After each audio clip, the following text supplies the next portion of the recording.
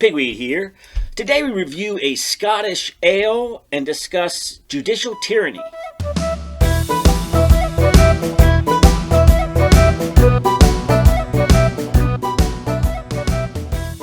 Okay, well... Hey, Pigweed, good to see you. How are you doing? How about some beer and conversation? I think that's a great idea. What are we drinking? A Scottish ale.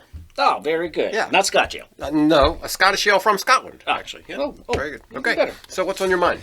You got rules around your house, right? Yeah, So right. I don't like dirty dishes in the sink. Right. So if the dishwasher is full, empty it. If you don't want to, if you're too lazy to empty it, then just wash the dishes and put them in the rack. I don't want to see them in there. Okay. So that's the rule for the house.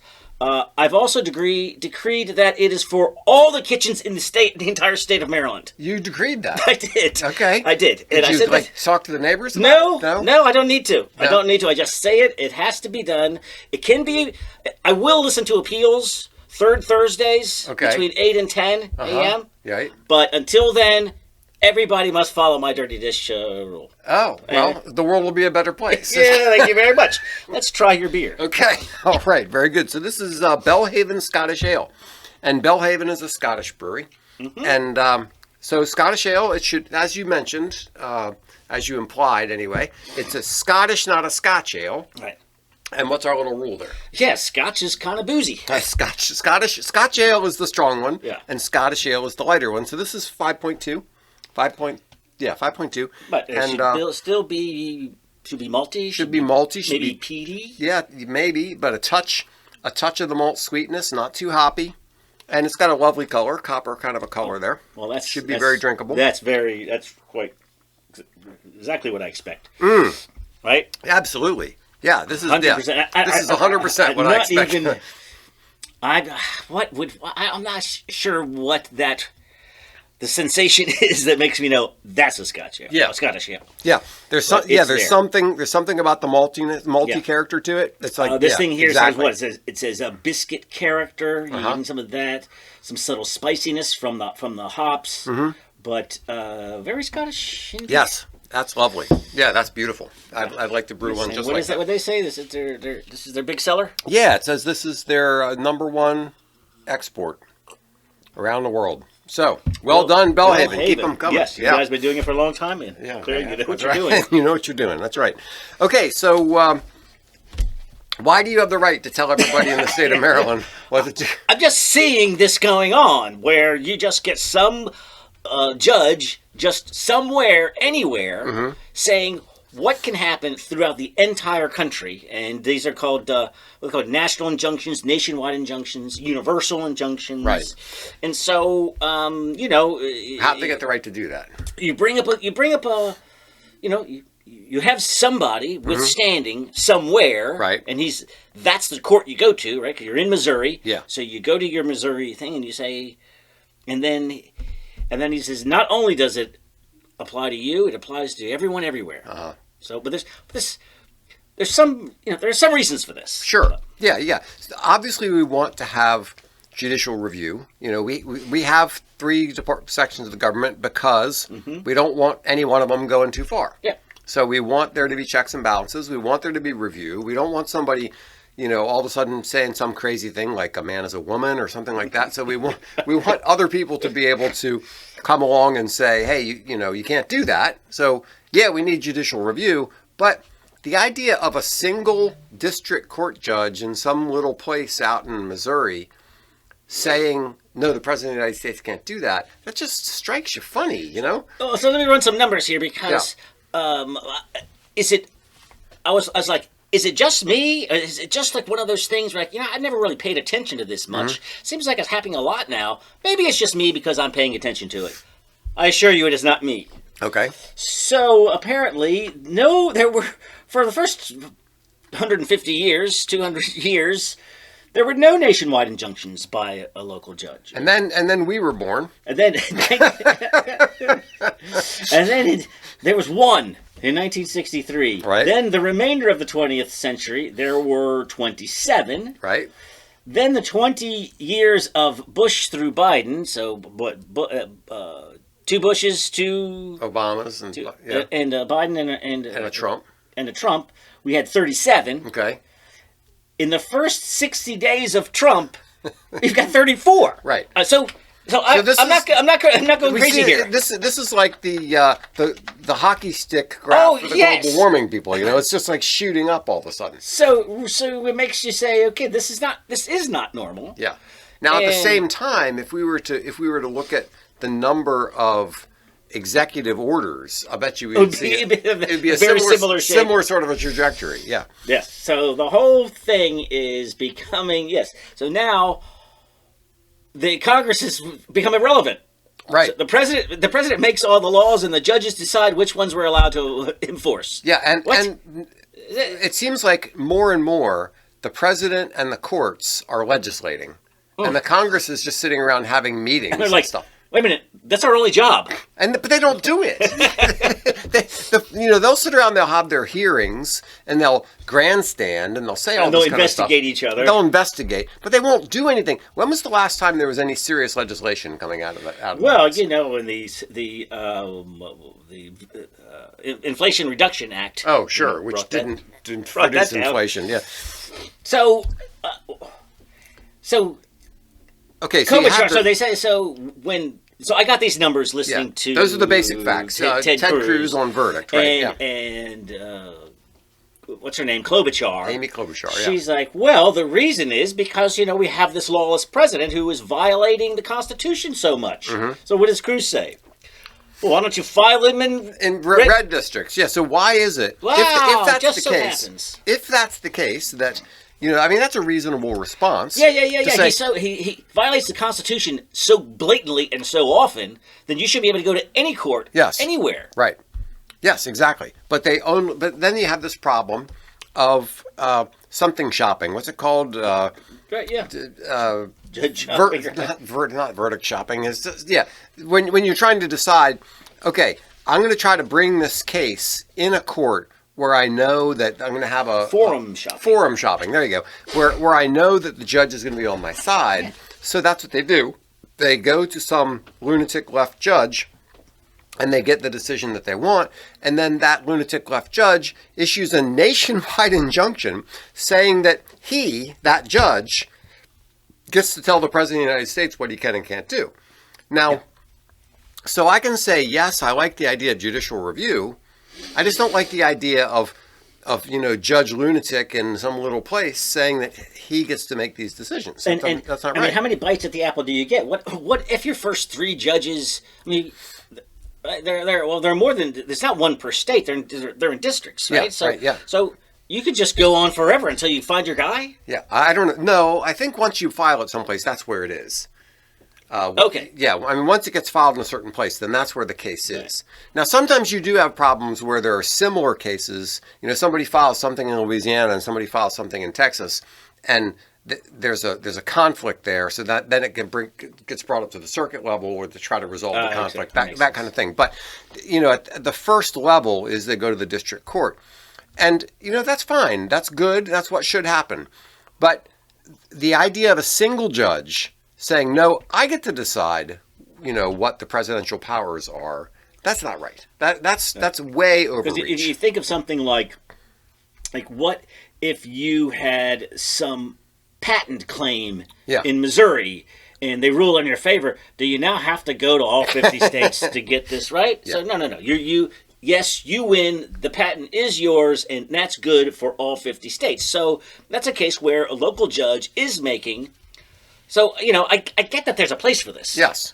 But there's something going on here with 34 in the first 60 days. Yeah, there's something going on that's deeper than that, and it needs to be investigated. And so there are certain things that judges are supposed to do. And first of all, they're supposed to interpret the law. They're not supposed to make political decisions. Right? They're not supposed to try to usurp powers that they don't have. They're also supposed to be judging the case that's before them, and not some broader thing, right? Right, because that I've heard that is when you becomes a class action suit. Mm-hmm, mm-hmm.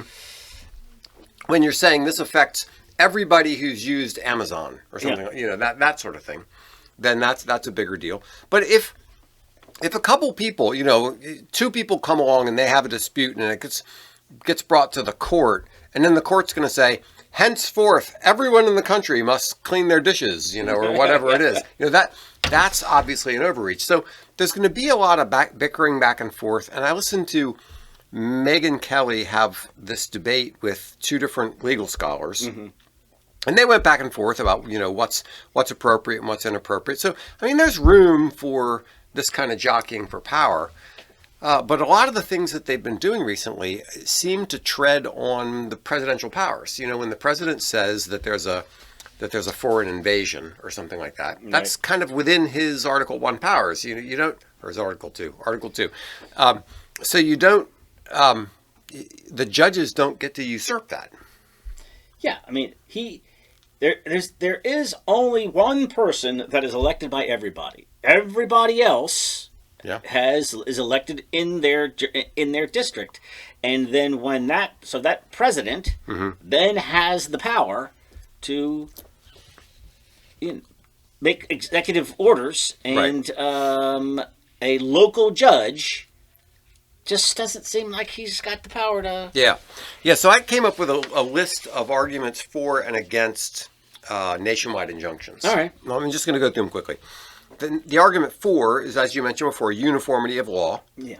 To prevent harm, practicality. You don't want things in one state one way in one state, one way in another, and historical precedent that courts have been issuing broad injunctions for decades, but not for forever.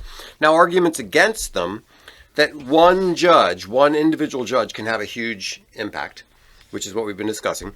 It encourages forum shopping, where you try to find somebody. It disrupts the legal process, where rather than things going all the way through the system, just one guy, interrupts everything. Apparently, some people say there's no constitutional basis for a nationwide injunction like that, and that there are separation of powers concerns. And to me, the really big thing is here's this one guy.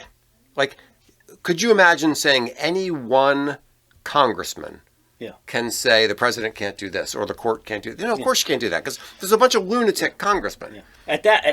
When you get to the presidential level, his the power that's at his level is the Supreme Court. Mm-hmm. Mm-hmm. So you got to work your way up before you can blow up a presidential decree. It's been used against Obama and against Trump. Apparently against Obama, the DACA thing and some transgender things were blocked by nationwide injunctions. And then with Trump, in Trump number 1, travel bans and immigration restrictions were blocked by federal judges. And then now, as you said, in the last 60 days, you can't keep up with them. They're just flying like paper all over the place. So it's kind of crazy that we have this idea that this one judge can decide, no, you're not going to do that. And so a lot of them have to do with immigration and deportations and all that kind of stuff. And I am very sympathetic to the left's concern that these people deserve due process. I'm sympathetic to that. Yes, everybody deserves due process of law. I get it. Yeah. But when Biden illegally, immorally brought 2 million people into the country, what about the due process on the way in? Let's do the due process on the way in. Processing is let me break it down to just the 530,000. Okay, sure. That is the CHNV Humanitarian Parole Program. That's the one that's kind of on the chopping block right now, and that is what's the CHNV? I don't have them in the right order here, but it's Venezuela, Haiti, Cuba, Nicaragua. Okay. He just said, you know what? Their countries are so crappy.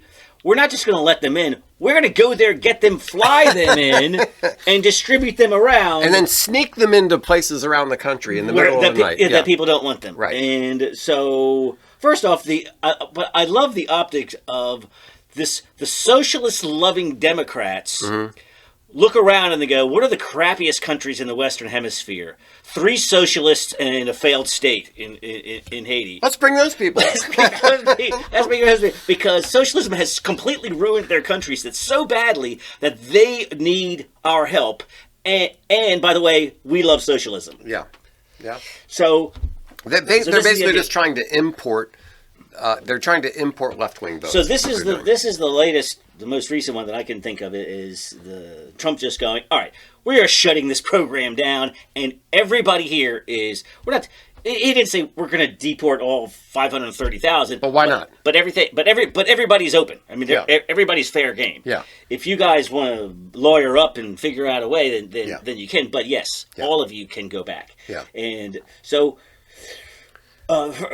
first of all, they don't really care about the due process. No. They just want to flood the system and make it impossible. If they cared about the due process, we would have had due process on the front end. Yeah. So what they want a fait accompli. They want to say, okay, here's these 530,000 people. And to get rid of them, you have to go one by one by one by one through lengthy 6-month, year, 5-year court processes. Oh, and back to the judge thing. So this whole thing was just created by the stroke of an auto pen. Right. By Biden in executive order, but it can't be undone. Right.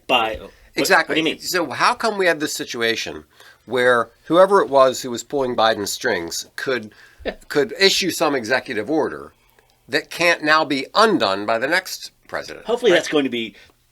There's no way that there's not some tell-all books being written right now about who was running the White House. Oh, well, there are. I mean, all the people who defended Biden and said he's the sharpest guy in the room. But those were all media cover-up jerks. I mean, who's actually making policy and then push the thing in front of Biden and say, you need to sign this? I heard an interview with this one woman who claimed that she knows the 3 people who were actually running, and she named the names. Plain and what? I don't remember the names. There were 3 people who were supposedly actually running things. Yes, it clearly wasn't Biden. No, Biden's 80 years old, going, I've always been a trans guy, and I really knew, and a DEI guy. All my life, and so this has got to be at the head, most important.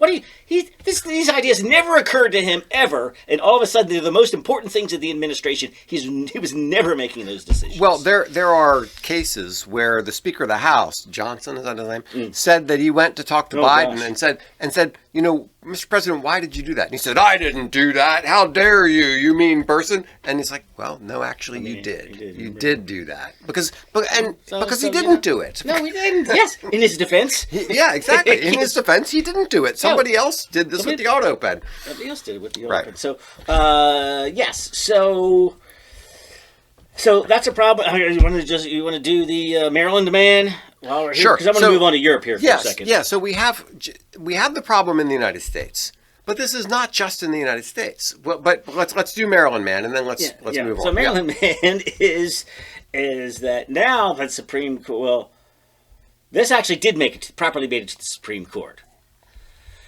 So actually, this is not part of judicial tyranny. This is we can talk about it if you want.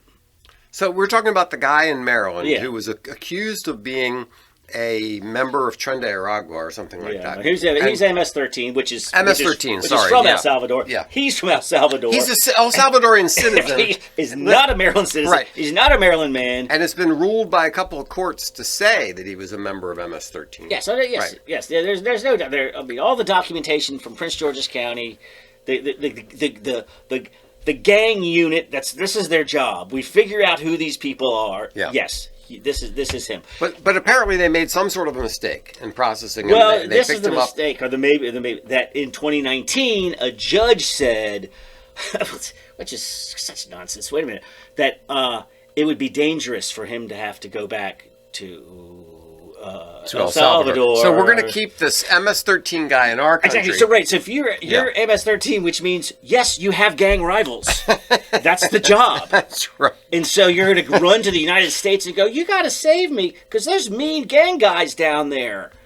I mean, probably. But guess what? That was Why years did you ago. choose that was job? Before Bukele put them all in jail. Right. So actually, the streets are fine, but you're not going to the streets anyway. You're going to jail. Yeah. So what's happened now is the Democrats have decided that this is their. I mean, I want you to go through this list here. Oh gosh. Who are the top heroes of the Democrats right now? Yeah. Well, it's Luigi the guy who shot somebody down in New York. They love that guy. Yeah. The other the track meet chest stabber. Right. the MS-13 gang member. That's and this guy, this right? guy, and our Palestinian Hamas supporter. That's where Democrats are hanging their hat. That's right. And I say, please more, Yes, please more do of it. this. Yes, please bring this up to a list of like 10 people. Yeah, these are the people that. No, when you go looking for votes, please put all 4 of their faces. On every piece of. This your is mailing. the face of the Democratic Party. Yeah. This is what we stand for. Yeah, so this one isn't quite so much the judicial tyranny thing, but it's yeah. Okay, so let's address the rest of this. Let's take a short break here. Hey everybody, thanks for listening to Beer and Conversation with Pigweed and Crowhill. If you like the show, please review, recommend, tell a friend. If you'd like to write to us at pigweedshow@gmail.com. And if there's something you'd like to hear us discuss, please let us know. Or you can just send us a beer.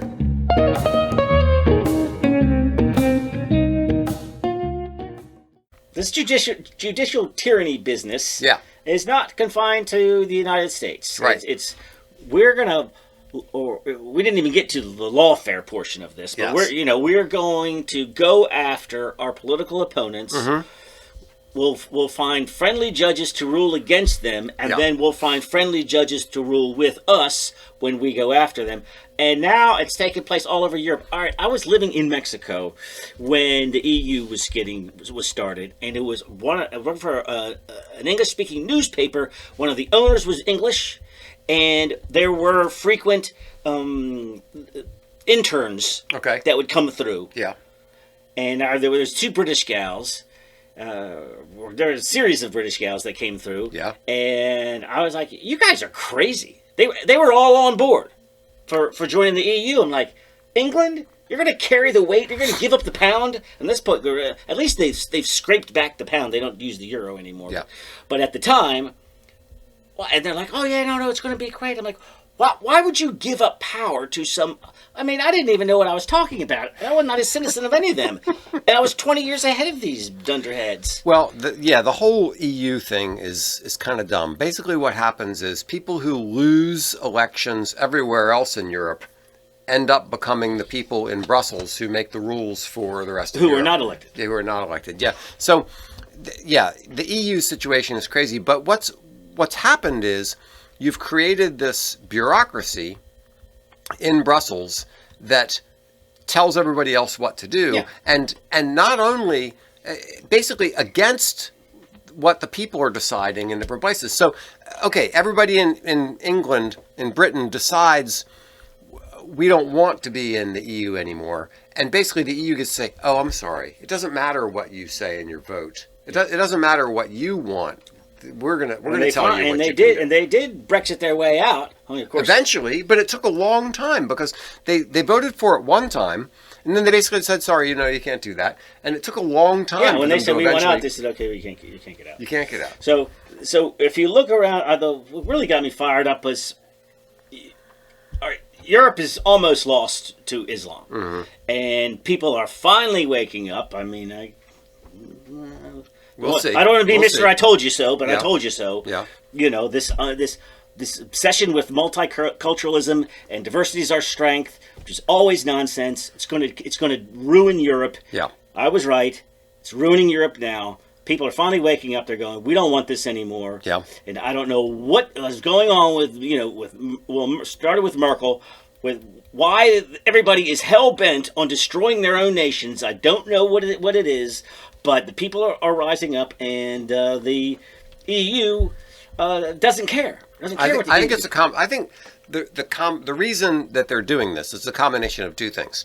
One, it's guilt over World War II, and not just Germany. I think all of Europe has a big feeling of guilt over World War I and World War II, and it's the low birth rate, that they can't support their social systems when the population is declining. Yeah, but half of the people coming in are on the dole. It's not like they're coming in and bolstering the economy. I'm not saying it's a smart decision. I'm saying that those are the 2 things that are driving it. Is that the Europe has some sort of self-hatred that they feel like the liberals do. Yeah, they feel like, look, obviously. Why should we have such prosperous and safe, clean countries and all these people around the And all world are these poor- suffering. So we'll bring them in, and then they will just adapt and become just like us. And they'll come and poop in the street and on the Well, beaches now and that sort of stuff. Pooping, Yeah. they're not so cool. So I think those are the two reasons. But it's the people are starting to get sick of it. But as the people rise up and say, no, you can't do this, the judges just strike it down and say, sorry. So what you get is, all right, so now, you're far right and you're right wing if you don't want to turn your country into a third world hellhole. If you don't want Germany to be Somalia, then you're a horrible person. Yes. So you get people like Le Pen, who is far ahead. You know, when the network, I don't know how they do their elections over. They don't do it properly like we do. When they get a new election, Le Pen is way ahead. So what do? They find some charge. They find some corruption charge, some money that wasn't handled properly somewhere, and they've decided, well, she can't run in the next election. You find the man, I'll find the charge. Exactly. Yes. So if whoever's in power, no matter how crappy a job you're doing, you find the opponent who is gaining steam, and you just and you find some judge to say, you find some judge and you jail them for some reason. Yes. The Germany's ADF party, they were considered, the extremist party. Now they're just like, we don't want Germany to, have unfettered immigration. Yeah. And so they're gaining power. Well, they're about to ban. Well, the attempts are. Who knows if they'll succeed? You've got who else do we have over there? We've got Romania. Elections were canceled because the winning candidate was arrested and imprisoned. Yeah. You have both Hungary and Poland are going, we're not doing that.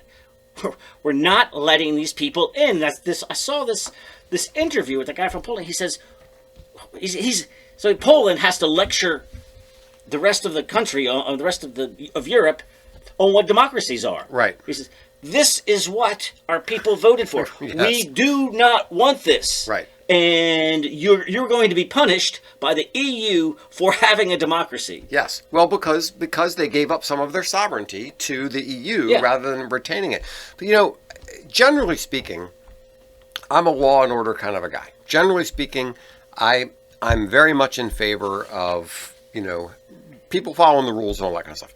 But, in the last couple of years, I've kind of moved toward the attitude that law and courts, it's just another expression of power. It's just another way that that people are bullying other people and making other people do what they want to do. And this idea that there are some sort of standards and this concept of rule of law and principle and, all that kind of stuff, I'm not so sure I believe it anymore. Yeah. It's getting to the point. Well, you saw, I don't know if you saw the Gingrich lecture. Yeah. And he was like, Jefferson and those guys were deeply suspicious. They hated lawyers and judges. Right. And they're like, this is not... What we're afraid of is what we're seeing now. Yes.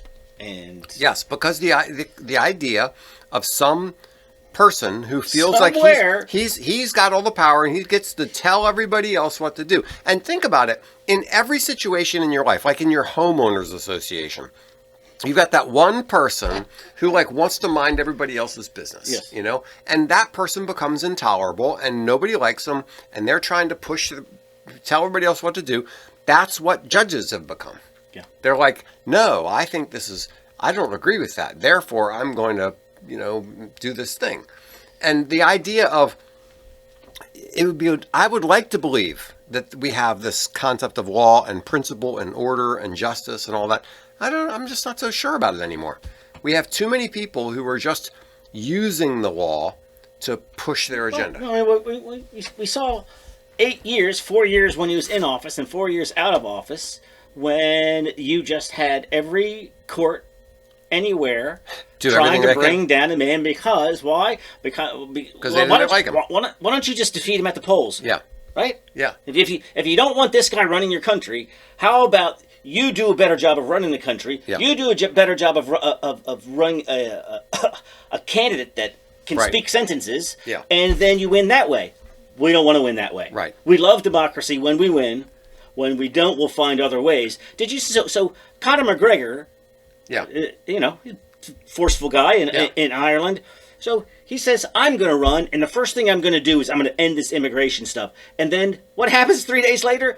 There's a 6-year-old sexual assault charge Yes. that comes out of absolutely nowhere. Right. Wonder where that came from. Yeah. Right? So that's how politics works. Yes. It's all a matter of, it's kind of like that movie The Firm, where you have dirt on everybody. Yeah. And you say, fine, you can do your thing, but once you start to get out of the wheelhouse that we want you to be in, We're gonna You're going to get rich. We're Yes. going to grease the wheels, but we got dirt on you, so just play the game, Yeah. and everybody's going to be happy. And what's that? There's some book that was written a little while ago, like 5 felonies a day or something like that. The argument of it is that there are so many laws that everybody, even law-abiding people, who are trying, are actually committing 5 felonies a day. So if they wanted to, they could get anybody. They can find some way to get you on some tax thing or something, because there's just so many laws. Mm-hmm. And that's kind of the way it is right now. It's kind of like, if you're in our club, wink, wink, nod, nod, we let you go with this stuff. But if you're not in our club, we're going to get you. Mm-hmm. Aren't they also? They also must be getting rich off of this stuff, Yes, by of the course. way. I mean, all the get all that money? The leaders, like, wouldn't you think a proud Irishman would not want to ruin his country? So what? And so I was asking, what's at stake here? And you're going, well, some liberal guilt. Yeah. There's got to be more than that. There's Yes. got to be just straight up bribery going on. Yes. I was like, we're going to get money from the EU to build housing. Don't worry, you're going to skim your 10% is going to go to the big guy. Mm-hmm. And you can't just make an honorable Irishman sell out his entire country unless it's a pretty good paycheck. Yeah. And I think that a lot of it is money, power, sex, that kind of stuff. We let you get away with this. Right? No, not that. but there is that allure. If you're in with the cool kids, if you're in the club, then but who wants to? But why are these people in the Ruin Europe Club? Right. I can understand the self-enrichment and the Epstein Island or whatever. Because but your legacy is going to be, I'm the man that ruined Ireland, and you're okay with that, and you won't even stand up and explain why. Yeah. Well, I don't know. It's part of the zeitgeist. It's part of the attitude over there. That's just the way they feel. Yeah. And and unfortunately, the judiciary is one of the top means. If they can't get it through the voting. Through votes, and then they'll jail their opponents. Yes, and if that doesn't work, you just find courts to rule in your favor. Yes, and that's the judicial tyranny that we have going on in the United States, but all over the world. All over the world. Ursula von der Leyen. That's the name I was trying to cover. So she's the head of the EU. Okay, have you seen her? No. She's attractive. But she's just got this pointy, stern face and this great name. Oh, yes, I have seen her, yeah. That you don't have little kids anymore, but like a Pixar Minions evil villain. Yeah. With the name is perfect. Ursula, the haircut and the the mean, attractive, pointy face. Yeah. Yeah. Yes, she is. She's a super the villain. face. She's the supervillain face of the EU. Yes. Now. Yes. And she's right out of Central Casting. A Bond villain. How come has there been a female Bond villain? No, don't give him any ideas. I'm sure they are. And the franchise has been sold. So somebody else can F it up. Who knows? Hopefully not Disney. Oh gosh, that'd be awful. Yeah, it's going to be black trans in a wheelchair Bond. Okay, so let's wrap this up. All right. So basically, obviously, we want judicial review of things. We want there to be, we don't want people running off half-cocked this way and that way. We want there to be rule of law. We want courts to have a proper function. But it seems like the power's gotten to their head and they've gone a little too far. Yeah, absolutely. And things need to be ratcheted back a little bit. Yes, and you need to recognize that, there's presidential powers and just not any Yahoo in Wisconsin can undo that and rewrite law. And undo what the people have voted for. Yes, what people voted for. Right. All right. All right. Cheers. Thanks so much for listening to Beer and Conversation with Pigweed and Crowhill. Remember to visit us at pigweedandcrowhill.com or send us an email at pigweedshow@gmail.com.